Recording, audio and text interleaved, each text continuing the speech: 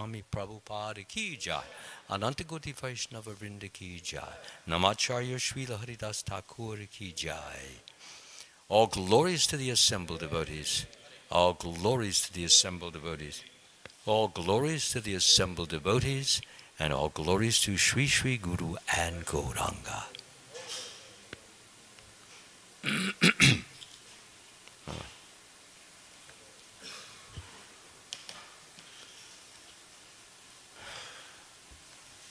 First, I just want to thank everyone for attending, and I pray to all the devotees for their prayers, blessings, so that I may say something useful and beneficial for all, included myself. Thank you so much.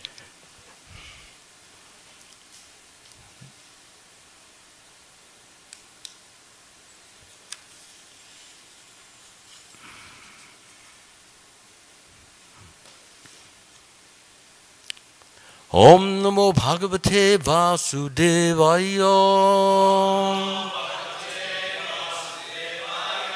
Om Namo Bhagavate Vasudevaya. Om Namo Bhagavate Vasudevaya. Reading from the Srimad Bhagavatam, Canto 1, Chapter 13, Text number 40. Karanadara Eva Apare Bhagavan Paradarshakaha Atha Abhabasyaye Bhagavan Naradaha Muni Sattamaha.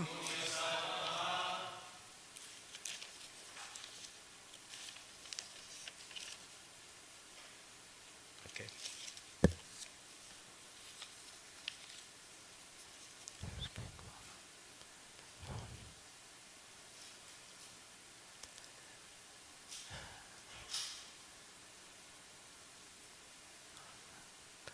Karnadara Ivapare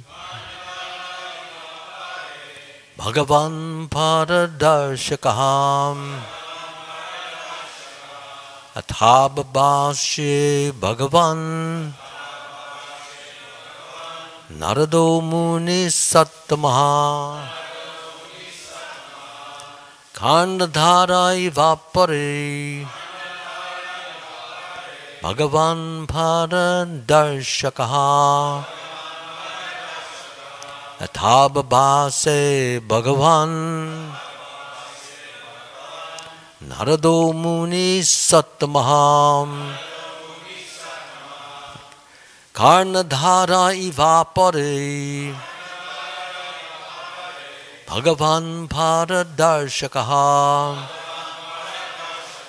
Athabhashe Bhagavan Narado Muni Sattamaha. Please chant.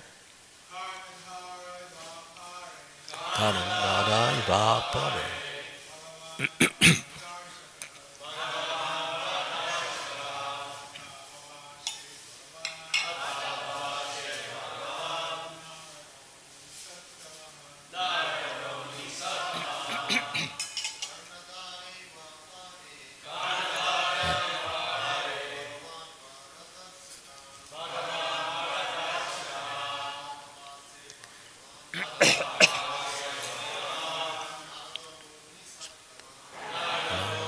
Sattamaha. Karnadhara Ivapare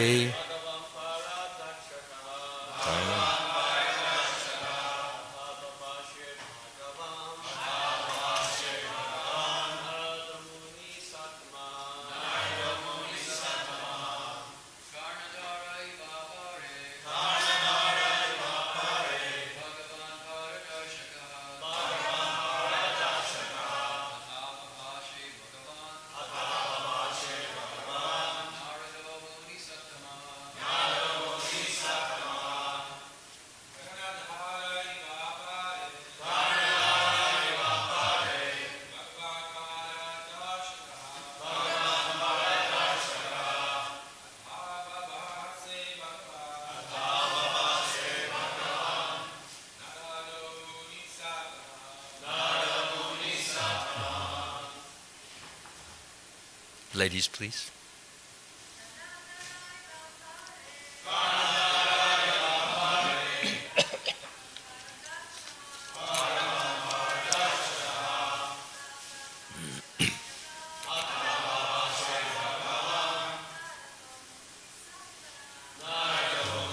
Satvatam. Anyone else like to try? Karnadara iva pare.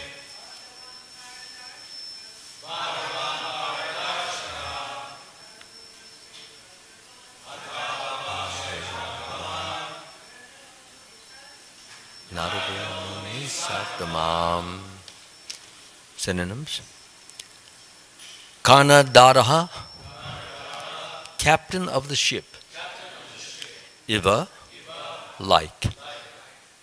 Apare, in the extensive oceans. Bhagavan, representative of the Lord. Paradarshakaha, one who can give directions to the other side. Ata, thus.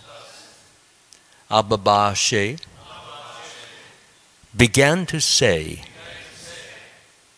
Bhagavan, the godly personality.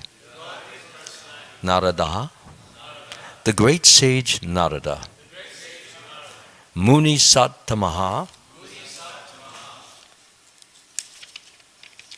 the greatest among the devotee philosophers. Translation and purport by His Divine Grace, Srila Prabhupada. Jai Prabhupada. Translation. You are like a captain of a ship in a great ocean, and you can direct us to our destination.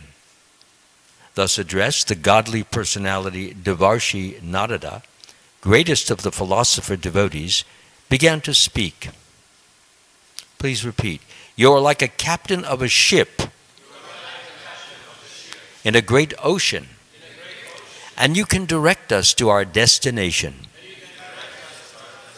Thus addressed, the godly personality Devarshi Narada, greatest of the philosopher devotees, began to speak. Purport by Srila Prabhupada. There are different types of philosophers, and the greatest of all of them are those who have seen the personality of Godhead and have surrendered themselves in the transcendental loving service of the Lord. Among all such pure devotees of the Lord, Devarshi Narada is the chief. Therefore, he has been described herein as the greatest of all philosopher devotees. Unless one has become a sufficiently learned philosophy by hearing the Vedanta philosophy from a bona fide spiritual master, one cannot be a learned philosopher devotee. One must be very faithful, learned, and renounced. Otherwise, one cannot be a pure devotee. A pure devotee of the Lord can give us direction toward the other end of nescience, which is knowledge. Devarshi Narada used to visit the palace of Maharaj Yudhishthira because the Pandavas were all pure devotees of the Lord, and the Devarshi was always ready to give them good counsel whenever needed. Omagyanati marandasya gananjana shalakaya chakshur unmilitam yena tasmai shri guruve namaha. I was born in the darkness of ignorance, and my spiritual master opened my eyes with the torchlight of knowledge. I offer my humble obeisances unto his lotus feet.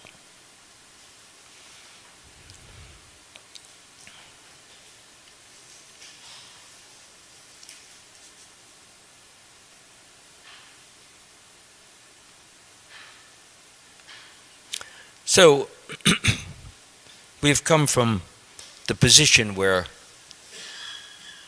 King Dhritarashtra was living at the palace of Hastinapur. And in doing so, he was really and truly humiliating himself, but he didn't really care, because what he cared about was the continuation or perpetuation of his sense gratification. He wanted to continue eating nice foods. Remember, the war is over. The Kauravas have lost the war. The Pandavas and their allies have won the war. So in effect, in truth, Dhritarashtra's, he's a loser. He headed up the losing team. But that seems to not bother him, that he comes to beg from the winners. It's enough to lose, but then to go and beg from the winners, please give me food, please give me shelter, please give me clothing, please give me whatever is useful for my health, please enable me to maintain my strength, please continue to treat me as a king, although he's not the king. The king now is definitely, without a doubt, unequivocally, Yudhishthira. And that was what this whole battle was about. That Dhritarashtra refused to cede, to give up the kingdom to its rightful owner, namely Yudhishthira. And we know that because King Pandu, who is the brother of Dhritarashtra, once ruled the kingdom, but as a result of a curse that he received, he decided to renounce his throne and live for the rest of his life in the forest. The curse happened to be that he would no longer be able to engage in sexual intercourse, because if he did, he would die in the act. Just as he killed 2 deers many years ago who were in the act of sexual intercourse, and he was out hunting and he shot both of them. Actually, this was illegal, and that was mentioned to him by one of the deer who happened to be, they both happened to be yogis who had put on the form of a deer for no other reason than they actually wanted to have a child. And because they were yogis with great restraint, great detachment, they were not able to arouse the kind of passion that is necessary for that type of activity. So they assumed the form of a deer in order to arouse that passion, in the mode of ignorance. So it happened to be that one of the deer, of the 2 deer whom Pandu had shot, was still alive. And he told Pandu that, "Why have you killed us?" And Pandu replied that there's nothing wrong with that. Killing deer is allowed for Kshatriyas. So the deer looked at him and said, "Yes, that's true. But is killing deer while they're in the act of sexual intercourse, is that allowed?" So Pandu went, "Oh my God." He said, "No, it's not." He says, "Well, you're the king and you're supposed to set the perfect example so that everybody follows it. If you go around killing deer while they're in the act of sexual engagement, then everybody will do that, and then the law will no longer be forceful or value." So the king was very regretful and very sorry about that. He had forgotten that. So he said to the yogi, "Please, be kind and forgive me. It was an unfortunate mistake." He says, "Yes, but you have killed me, I will be dead in a few seconds, and my spouse. Why do you deserve to be forgiven? When you're the king, you're supposed to know what's what. You're supposed to set the example." He said, "No, I won't forgive you." He said, "You won't?" "No. You deserve to get exactly what you gave. And what you gave is you've taken away the pleasure that we were about to experience. So you too, if you engage in sexual activity, just as we were, you will die at that time. So that was the reason that Pandu decided. Remember, he was the king. Dhritarashtra did not have the right to be the king, although he was the older brother. There were Dhritarashtra, there was Dhritarashtra, Pandu, and Vidura. So the one who had the right was Pandu. Why Pandu? Well, first of all, Dhritarashtra, as we know, is blind. Not only blind physically, but even mentally, as we will see. And he could not act as a king. He could not fight, really. He wasn't able to amass territories. He was not able to defend the character. He was not able to see what was going on with his own eyes and make decisions based upon his assessment. So therefore, Pandu was chosen to rule. But as I've just mentioned, he decided to give it up and live in the forest as an ascetic. His wives, they refused to stay alone in the kingdom, although Pandu said very clearly, I cannot really protect you in the woods, in the forest. They said, I don't care. We just want to continue serving you. And this was their mentality. They would prefer to serve him in the rustic, forested place where there was no beauty of the kingdom. There were no jewels, there were no palaces, there were no perfumes, except those which came from the flowers. They did not have the splendor that they had in the kingdom. They said, we don't care. Our joy, our happiness, our satisfaction, our fulfillment is lovingly serving you. That is our life. So he yielded. He said, okay, that'll be fine. But you'll have to dress in a much more simpler fashion. And in so doing, there will be no temptation to me. And it will be simple. We will keep apart to some extent. Because otherwise, what will happen is that we will engage in sexual activity, and that will be the end of your king. So they did that for many years. So I simply wanted to give a little background to how this comes about. So anyway, when Pandu left the kingdom, he gave the kingdom as a gift to his brother Dhritarashtra. Now we might ask, well, how could he give it to Dhritarashtra? Dhritarashtra was not capable, he was not qualified to rule, and that was true. Nonetheless, for decision making, he wanted Dhritarashtra to have the kingdom, but he would rule it under the counsel, under the guidance, under the direction of Vidura, one of the greatest statesmen in the world, and Bhishma Dev, not only a statesman, but archer. And between those two, they could help him make decisions that would be necessary for the ongoing aspect of the kingdom. So, however, Dhritarashtra still had authority to veto anything they said. But generally, he never would or never did, because basically he was more of a figurehead than other. However, he became more prominent as time went on. So, so now what happened is that, I won't go into the details, we've already heard it, that a war took place between Pandu's sons and all their allies, and Kuru's and Dhritarashtra's sons and all their allies. So there would be a gigantic war. There was a dice game in which the Pandavas lost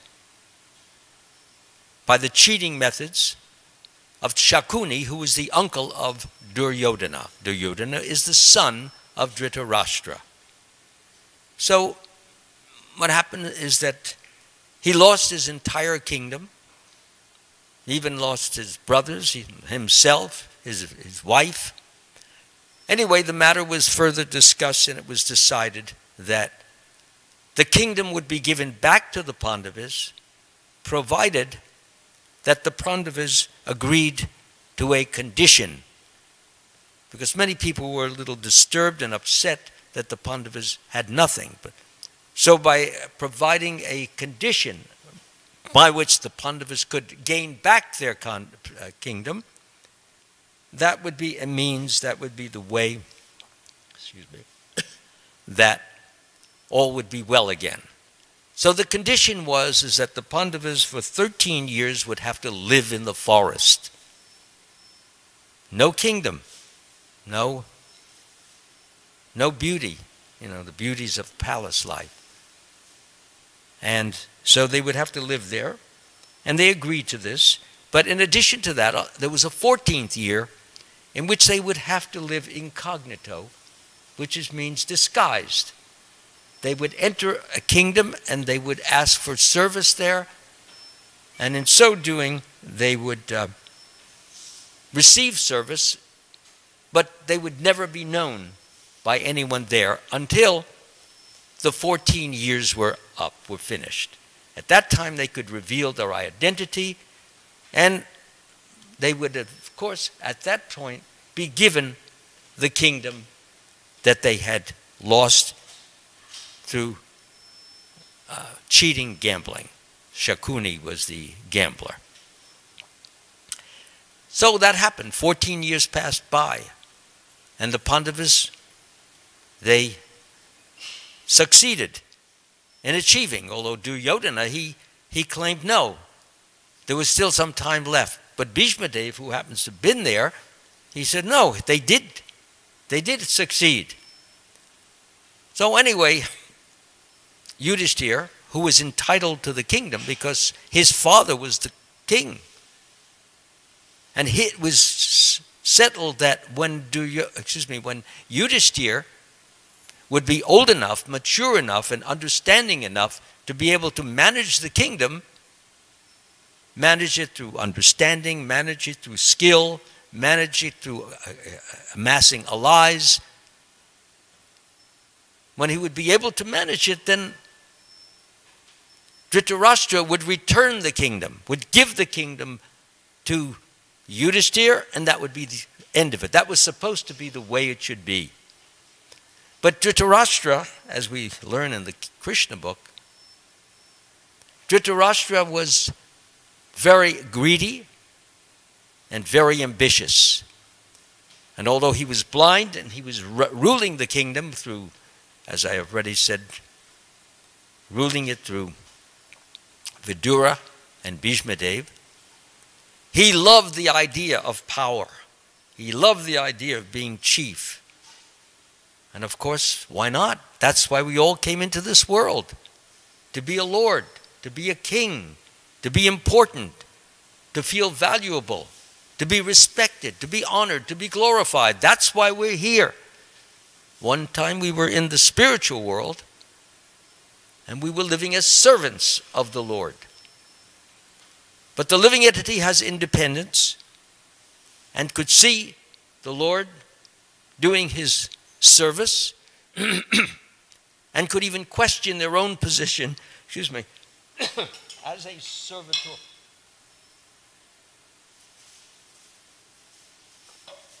Could question his own position as a servitor, which he did, which all of us did. What am I doing here? Why am I serving the Lord? What does it feel like to be a Lord? What does it feel like to be important, to be glorified, to be looked up to be applauded? The king, the Lord, he gets it all. So this is a dharma. This is against the actual principle of our inherent position. What is our inherent position? Jivera sarupahoy krishnera nityadas. It is the constitutional position of the living entity to be an eternal servant of Krishna. And that's what we're supposed to do. And when we do that, like a fish in water, it swims without obstruction, without suffocation. But if the fish comes out of water, then only misery, trouble, difficulty arise and the fish will die. So this is what happened to many living entities. They decided that they no longer wanted to serve the Lord. So when you don't want to serve the Lord, you have to have a place to go where you can be served as a Lord. So that was the whole idea. So this material world was created for those persons, and many different things are created so that the living entities in this world can have this sense of lordship. So we should understand that lordship is what people have come here for in some form or another. Small, you have a child, you're a lord. You're head of a gigantic corporation, you're a lord. You're a famous football player, basketball player, political player, you're a lord. So people are gaining all this lordship through a competitive situation, which is unhealthy because each one is pitted against the other. Each one wants to be better than the other. And in the course of this, conflict arises, envy arises, hostility arises, and fracases or explosions arise, and therefore we have all sorts of conflicts, and we have wars. And as Srila Prabhupada has so brilliantly and wonderfully said, he said, you can't settle war, you can't stop war through all these United Nations. That's not going to stop it just through negotiation. Unless the people who are negotiating are God-realized, God-centered, God-focused, and receiving guidance from the Supreme Lord, there can be no peace. And that's exactly, look at what's happening today. It's absolutely amazing. So not only are people acting in an improper, wrong, adharmic fashion, but they're creating a future which is pure misery. Miseries that come of their own accord, misery which come from their own body and mind, miseries which come from other people's bodies and minds, and also from the demigods or the natural calamities. So people are suffering everywhere with little drops of material happiness. And the result of that is that they are running this way and that way, this doctor and that doctor, to get some kind of solace, some kind of. So here in this particular verse, Narada Muni has shown up for a reason, just as he often does. His reason is to help Yudhishthira. Help Yudhishthira to understand, first of all, the situation.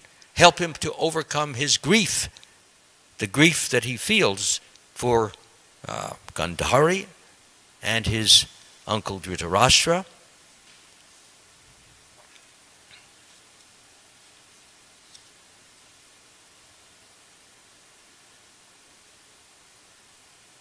Yes, so he's come to help Yudhishthira get a fix on this so that he can be peaceful. Second of all, Yudhishthira has come into he's in the palace, and he's looked for Dhritarashtra. And he's looking here, he looked here and there and was not able to find him. So he asked Sanjaya, who was the personal assistant of Dhritarashtra, and he asked him, have you seen my uncle and my aunt, Gandhari and Vidura? Where are they? So Sanjaya said, I don't know. I looked around, I couldn't find them, because he was usually with him as a secretary. During the Battle of Kurukshetra, although Battle of Kurukshetra, Dhritarashtra could not see the battle. He is back in Hastinapur, but through his assistant, Sanjaya, who had been given the power to see clairvoyantly onto the battlefield, he was able to see it and give Dhritarashtra the play or the events that were taking place, who Bhishma was killing, who Dronacharya was killing, who Arjuna was killing. He could give all that information. So we can understand the intimacy and the closeness that Sanjaya had for many years, as it is mentioned, with Dhritarashtra. So Sanjaya, he feels very kind of alone without, because Dhritarashtra, because he's not serving him, so he doesn't know where he is. And as I already mentioned, Yudhishthira, he doesn't know where they are. They look around, they can't find him. They can't find Dhritarashtra. And the first thought that Yudhishthira had is that maybe as a result of all the grief, of all the sorrow, of all the misery. Remember, he's just lost 100 sons, every one of which he was loved and he was attached to and made him feel strong and big and great. I have 100 sons. And Gandhari, she also was very upset and very disturbed. And although they were, we have to stop the child over there, please. No, we can't have that. Okay, so she was very disturbed. And so disturbed was Gandhari that she blamed Krishna for this. She said, you didn't have to allow this war, all my sons to be killed. You didn't have to do that. He said, they properly deserved whatever they had.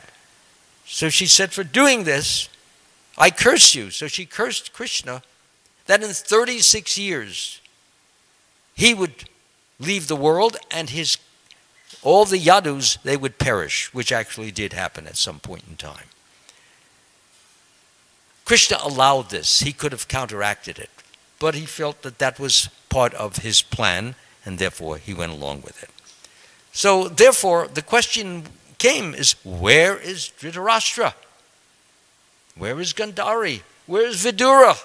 So Narada Muni, being the fixer-upper, he materialized, or he would do that at different times. He would suddenly appear, he would say what he had to, he'd give the guidance that he had to, and then he would disappear.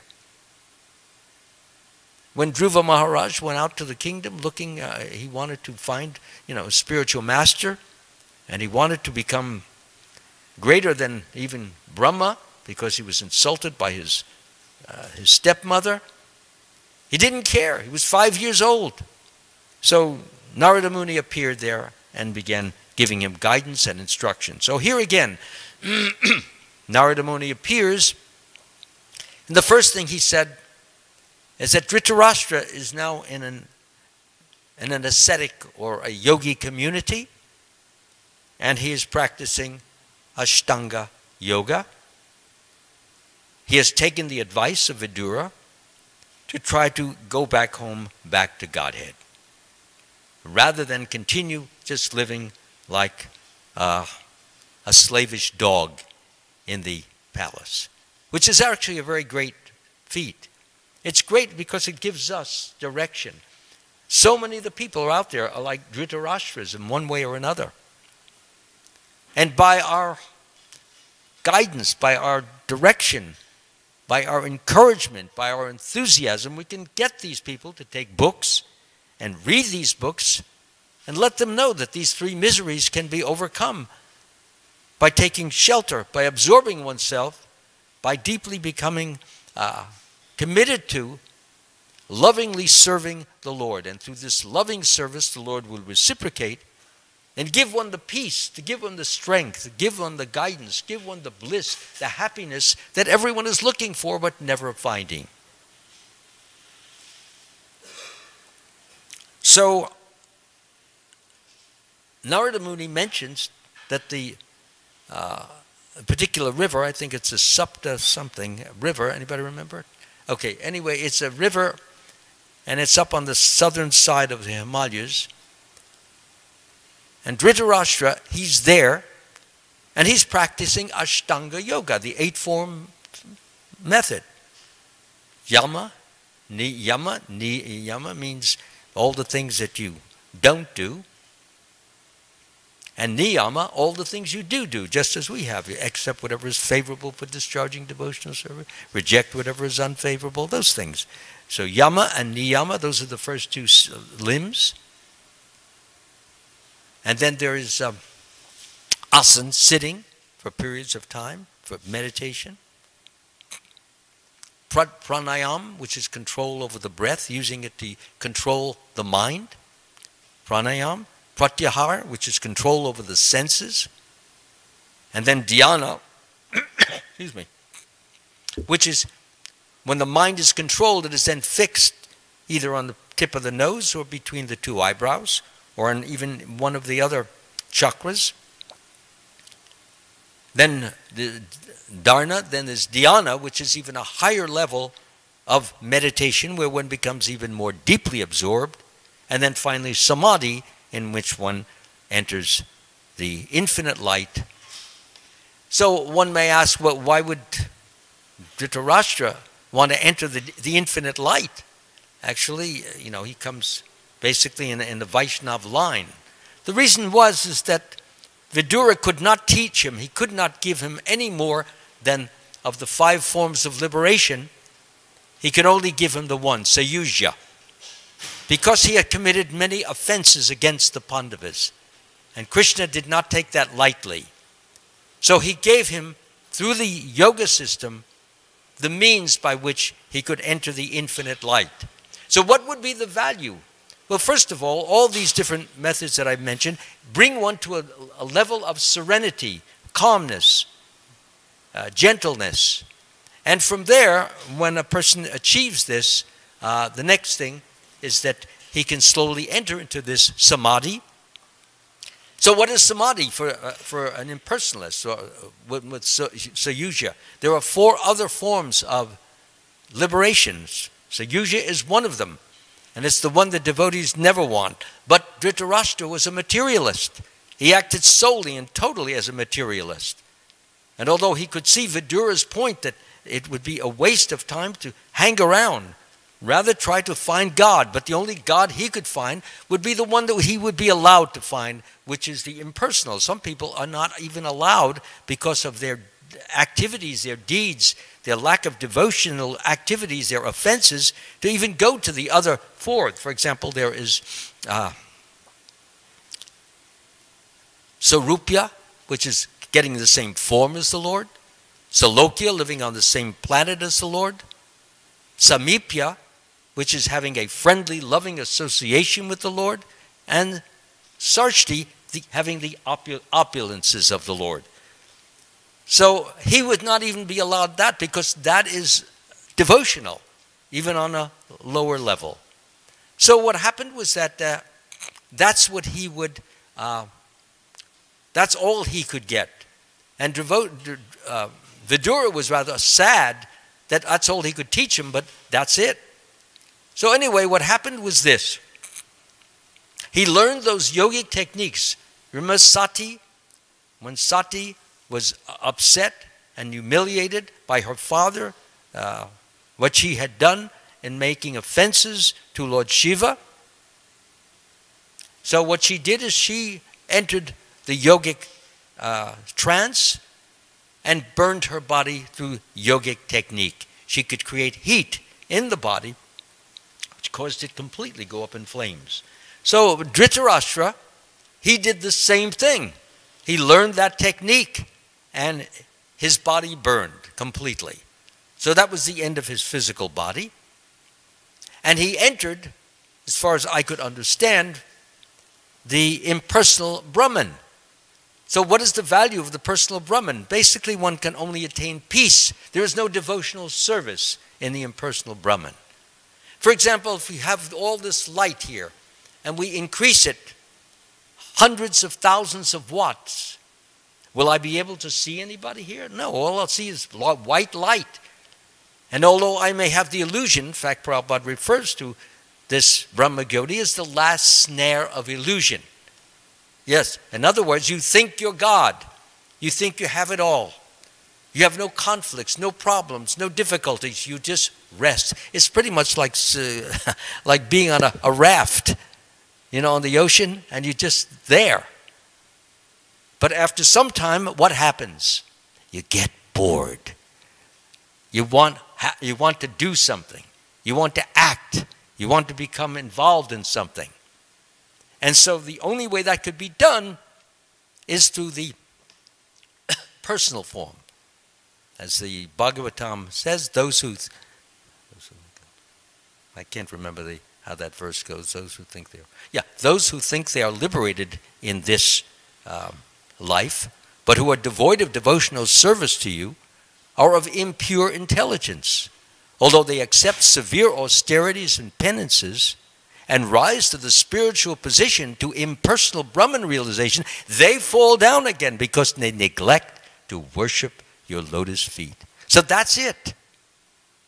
As long as we don't want to worship the lotus feet, serve the lotus feet, love the lotus feet, glorify the lotus feet of the Lord, honor the lotus feet, as long as we don't want to do that, then what happens, the result is that you come back down to this material world.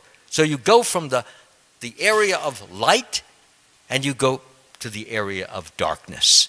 And then you start over. Maybe you set up an educational institution, a hospital, or some altruistic activity to gain some personalism. But the important thing is that Dhritarashtra would have to learn to become a loving, serving, respecting individual towards the Supreme Lord. So that's what happened to him. Gandhari, being a very chaste wife, while the flames were going up, she saw no other outlet or alternative for herself because she loved her husband, even to the extent that she blindfolded herself for a whole life because he was blind. So she entered that same fire and she left also. So Vidura was just left there. He was there, and he decided that he would not go back to the kingdom at that time, certainly not, and he would simply go on pilgrimage and continue the process for him of purification. And he had fulfilled his mission, which was to get his wayward brother, Dhritarashtra, his illusioned brother, his deluded brother, his miserable brother, to at least a place of some degree of peacefulness. Of course, there's no service in that peaceful condition. So we devotees have nothing to do with it, want nothing to do with it. We consider it abominable. All we want to do is lovingly serve the Lord, surrender to the Lord, offer our love to the Lord, and in so doing, give pleasure to the Lord. And in so doing, when Krishna is pleased, he reciprocates and gives us pleasure through the heart, and we feel varying degrees of transcendental bliss. So in growing transcendental bliss, we grow, we develop, and we feel fulfilled because we have the closeness, the nearness, the unity of the Supreme Lord. That is real. That is true. That is not illusion. That is not just living in the light and then coming out. This is forever and ever and ever. We stay with the Lord, everlastingly serving him. Thank you very much. Hare Krishna. If there are any questions or any doubts or any uncertainties, please feel free. It is getting a little late. It's 26 after. If you would prefer to go to prasadam now, you're welcome to do that. But if anyone wants, I'm sorry I went a little late, but there was a lot to cover and even much more, and I made it as concise as I possibly could. Again, my apologies for keeping you so late. Is there any question that's nagging anyone here? No? Yes, please. Could you come a little closer? Thank you. Yeah. Thank you. Oh, here's that. You don't have to. That's okay. Thank you. It was a very nice class. Thank you very much. I missed the part. What was the name of the person, the Mataji who cursed Krishna? Was it Gandhari? I'm not hearing you clearly. What? The Mataji who cursed Narada? Cursed Krishna. Yeah, that was Gandhari. That was Gandhari. Yeah, Gandhari. Yeah, she was upset because all her sons were gone, and she felt Krishna was ultimately responsible, and he could have avoided that, so she cursed. So I suppose that's why she had to follow Dhritarashtra into the Brahman. Yeah. Yes, there you go. Anyone else? Okay. Yeah, I have one Mataji here. Thank you. Go ahead. Hare Krishna Maharaj. Thank you for the wonderful class. Thank you. In the 10 offenses to the holy name, the ninth offense says that we should not instruct, like we should not give Krishna conscious to a faithless person. So like we always go for the Harinam, distribute books. So how we know who is faithless? And then you have to come closer. What? That we chant it every morning, the ninth offense to the holy name? Okay, can you repeat the ninth offense for me, please? Just so that I... The ninth offense is to instruct a faithless person about the glories of the holy name. Yeah, so now what is the question in that regard? When we're on Harinam and doing book distribution, how do we distinguish who is faithless and who is faithful? How do we... Well, when we're what it really means when we said we should not instruct a faithless person, it really means a person who, when we go on Harinam, people, they stand and they look, they may ridicule, they may belittle. We are indifferent to all of that. However, nor do we try to give the holy name to somebody who acts in that manner. When we see a person is acting sarcastically, condescendingly, generally, thank you very much, have a good day, Hare Krishna, and you just walk away. There's no need to pursue that kind of conversation. On the other hand, those persons who are genuinely interested, even if they're mildly interested, and they want some further guidance, then you can draw them out a little bit. Where are you from? How much education do you have in spiritual life? Do you have a spiritual master? Those kind of things. And then you can take it from there. But no, we don't have to pursue any conversation or any activity with persons who are faithless. Faithless meaning they have a very low or indifferent or degraded, condescending matter towards the holy name. Okay? Is that it? Okay. Thank you again. All glories to Srila Prabhupada ki. All glories to Bhagavatam ki. Please keep up your wonderful service. My best wishes to all of you. Thank you for coming. Hare Krishna.